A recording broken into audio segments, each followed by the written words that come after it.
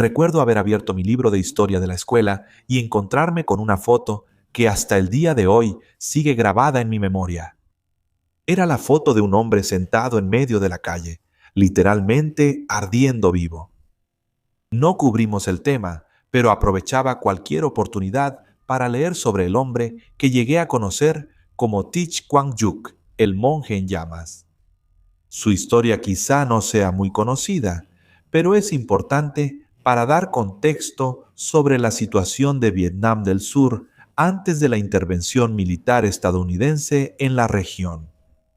Duc fue un monje budista Mahayana, nacido en 1897 en la Indochina francesa, con el nombre de nacimiento Lam Van Duc. En ese entonces, esta era la región de Laos, Camboya y partes de Vietnam. A la edad de 7 años, el joven dejó su hogar para estudiar el budismo. En ese momento, las potencias coloniales estaban impulsando la conversión de la población al catolicismo. Pero claramente esto no lo afectó. A la edad de 20 años, se había convertido en monje, obteniendo el nombre del Dharma Thich Quang Duc. Se dedicó a cumplir con los deberes que esperarías de un monje budista: viajar, predicar y establecer muchos templos. En 1954, las fuerzas coloniales francesas fueron derrotadas en la Primera Guerra de Indochina. Después de la Conferencia de Ginebra, en abril de 1954, se marcó claramente una división entre Vietnam del Norte y Vietnam del Sur. Estaba el norte comunista, respaldado por China, y el sur nacionalista, respaldado por los Estados Unidos de América.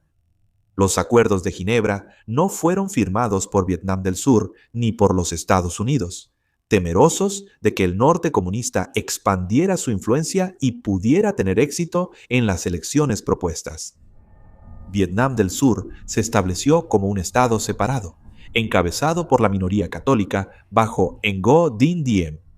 Las políticas de Diem favorecían enormemente a los católicos en detrimento de la mayoría budista de la población. Esto incluía conversiones forzadas, oportunidades limitadas para empleos gubernamentales y militares e incluso persecución por parte de ejércitos privados encabezados por sacerdotes católicos. Cualquier manifestación religiosa budista requería la aprobación del Estado, mientras que las manifestaciones católicas se permitían sin restricciones. En mayo de 1963, se prohibió a los budistas exhibir banderas para celebrar el cumpleaños de su líder espiritual, Gautama Buda. Esto mientras la bandera del Vaticano se izaba en todos los eventos importantes y espacios públicos. El 8 de mayo de 1963, una protesta de 3.000 personas desafió la prohibición de las banderas budistas y marchó por el río Perfume, dirigiéndose al templo Dudam cerca de Hue. Las pancartas estaban escritas tanto en vietnamita como en inglés para beneficio de los observadores occidentales, denunciando la persecución religiosa. Los manifestantes planeaban entrar a la ciudad y congregarse frente a la estación de radio controlada por el gobierno. Pero el ejército de Vietnam del Sur fue desplegado para dispersar la protesta. Se dispararon tiros directamente contra la multitud y se lanzaron granadas hacia la masa de manifestantes. Vehículos blindados avanzaron para dispersar a los manifestantes y aplastaron a 2 niños hasta la muerte.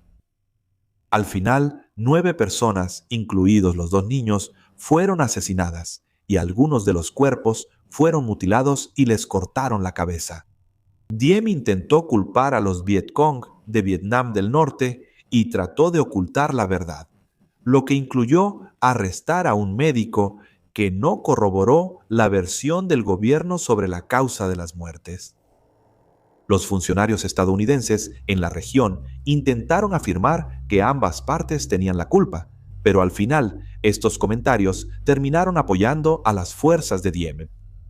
Los líderes budistas redactaron un plan de 5 puntos para las libertades religiosas y continuaron protestando contra el trato injusto hacia los budistas, con un número cada vez mayor de personas uniéndose a las protestas que eran cada vez más frecuentes.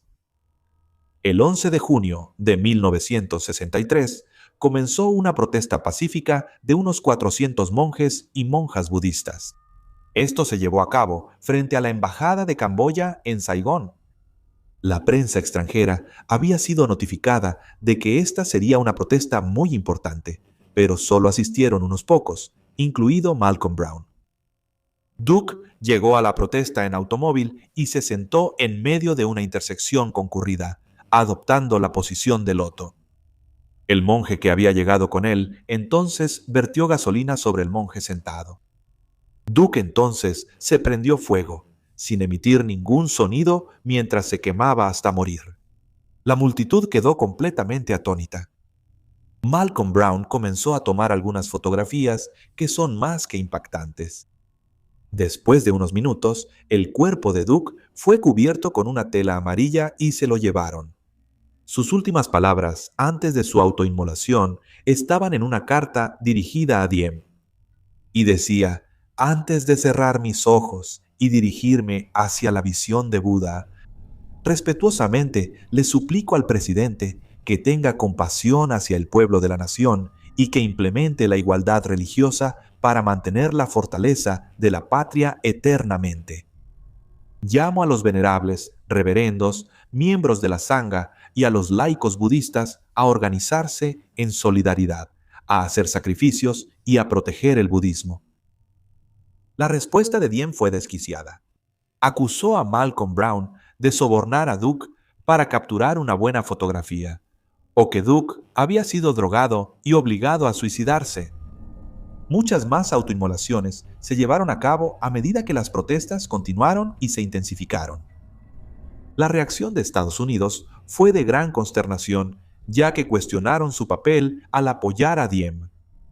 Y si había una mejor manera de manejar sus objetivos en la Guerra Fría y detener la expansión del comunismo.